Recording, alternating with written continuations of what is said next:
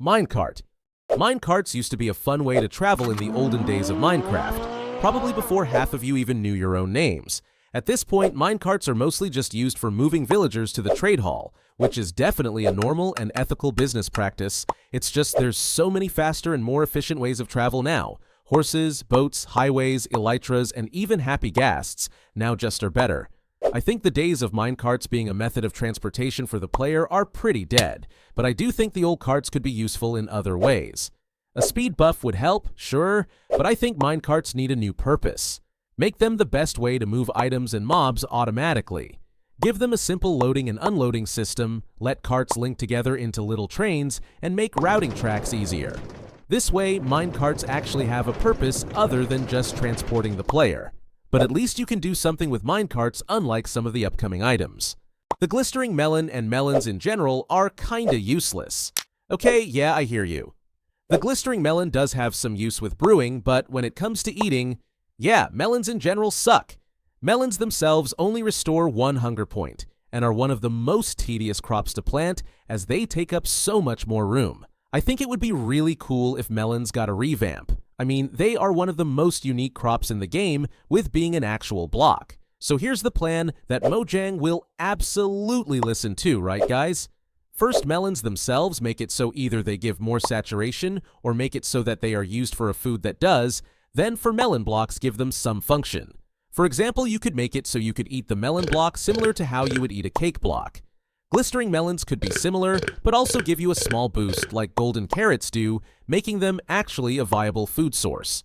The glow ink sack is a drop from the glow squid, one of the biggest disappointments in Minecraft voting history, thanks guys.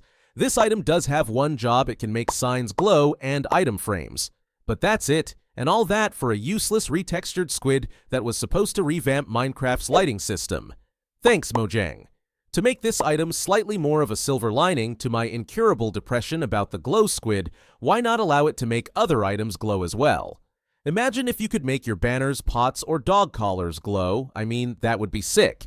But what could be really exciting is if they added it to armor trims. I mean, who wouldn't want glowing armor, come on? Picture the aura farming. Yeah, we need this.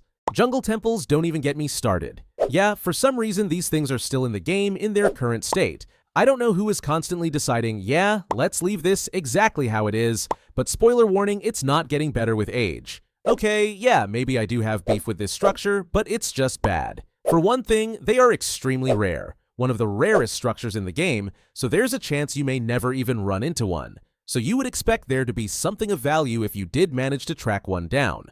Well, if your idea of value is a small cobblestone temple, with traps that even my grandma could avoid, and a trap that my dog could probably solve, then that's great. However, I imagine none of you fit that description. And to top it off, the loot you obtain from the Jungle Temple is nothing to write home about either. To fix it, there are a few easy things that could be done. The biggest thing would be to make the loot actually worth your time. Giving it some unique item like a tiki mask that allows you to summon a thunderstorm would be sick, and would be a perfect tie-in with the trident. And then I would make the structure actually have some challenge, make it slightly larger with some sort of mob that spawns there. And lastly, I would introduce the mining fatigue effect here, so that players couldn't just break the traps. Essentially, design an actually cool dungeon. But before we continue to things even more egregious, quick break! I actually launched my own Discord server. Yeah, the server's only been out a couple of weeks, but we already have hundreds of members, and it's super active. Plus, I am launching my own Minecraft server, and all of the details are in there first. So if you want to be a part of something special, consider joining the community. The link is in the description. The turtle scute is actually a fairly unique item that has a lot of potential, but like my incurable hatred for jungle temples, potential in Minecraft is very abundant. This item comes from turtles, but is so tedious to collect that I didn't even know how to do it until I made this video. Yeah, don't ask me to explain either. Definitely not cause I can't, but cause I just don't wanna. Anyway, with these scutes, you can, drumroll please, craft an entire one item. Yeah, the turtle helmet. Don't worry, we will get to that shortly. But yeah, it's just not even worth the effort. The easy and most obvious solution would be to create an entire turtle armor set, which would hit about as good as an Egg McMuffin from McDonald's right now, but alas, it's 5 p.m. This set wouldn't be as good as, say, diamond armor or even iron armor, but it could have its very own use case while still providing some armor. For example, the armor could give you a swimming bonus and each piece could give you some boon. Like the chest plate could make it so you can enter a turtle state when crouching, making your defense go really high but slow your movement. I could see this going hard. Then the leggings could make it so you can mine underwater faster and even walk while in water close to normally. And lastly, the boots could make it so you can have a dash underwater, which could really make underwater combat way more fun. Okay, the turtle shell, it's pretty useless in its current variation. It gives 2 armor and 10 seconds of water breathing, which, I mean, is nice, but seriously, that's the best they can do. But okay, this one's an easy fix, especially with what we've already laid out. Firstly, up that breathing timer. 10 seconds is nothing. I mean, we could really amp up the ocean with this. It should be 30 seconds minimum, and honestly, it could even be infinite with the full set on as a bonus. That would really encourage players to actually explore underwater and give a big use case for it. It could also reduce damage from falling objects, such as anvils or mace attacks, making it a niche choice in PvP. The echo shards can literally only be found in ancient cities, making it one of the more difficult materials to find, so you would think that would result in a pretty nice reward. Wrong, this item does one thing and that's it. You can craft a recovery compass with it. A recovery compass will point to your last death. Now, don't be fooled into thinking that is enough to make these useful, cause it's not. While admittedly that's an okay feature, while not great in my opinion, it is technically useful. But the thing is, this becomes completely useless in hardcore mode, cause if you don't die, it does literally nothing. Yeah, thanks Minecraft. And with hardcore being like the new fad, this item is less and less useful. The easy solution would be to give echo shards more functionality than just the recovery compass. I mean, if you're going to introduce a rare material, you might as well make it worthwhile. I would propose this: what if echo shards could be used to craft an echo spyglass?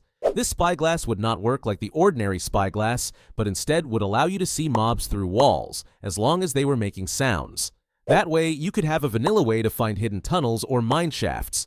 You could go even further, also letting echo shards create a new armor trim variant, which seems like an obvious pick for me.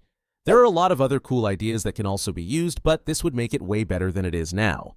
The phantom membrane is easily one of the weirdest use case items in Minecraft. It can repair an elytra, or it can be used to craft slow-falling potions, both of which are virtually useless. For starters, mending exists. I mean, come on, when's the last time you actually used a phantom membrane to repair an elytra? And secondly, why would you craft a potion of slow falling once you have an elytra? I mean, it just feels like bad design. Sure, technically you could find a use for a slow falling potion, but personally, I've never once crafted one, and I would be surprised if many of you did either. The solution to this isn't straightforward. There's no real obvious change to make to what's there. It pretty much just needs a full rehaul. But you know, phantoms are pretty darn annoying, so making it so phantom membrane could be crafted into something that would keep away phantoms for a temporary amount of time would certainly be a useful feature. It would need to be temporary to give phantom membranes a constant use, and to not make it too overpowered, but this would be really cool. But not as cool as if it did something useful, because as of now, the dragon egg is easily one of the most useless and disappointing items in the whole game. I mean, come on, you give us a big dragon fight and a whole dragon egg. That does a whole lot of nothing. Surely Mojang could give this thing some use, but nope.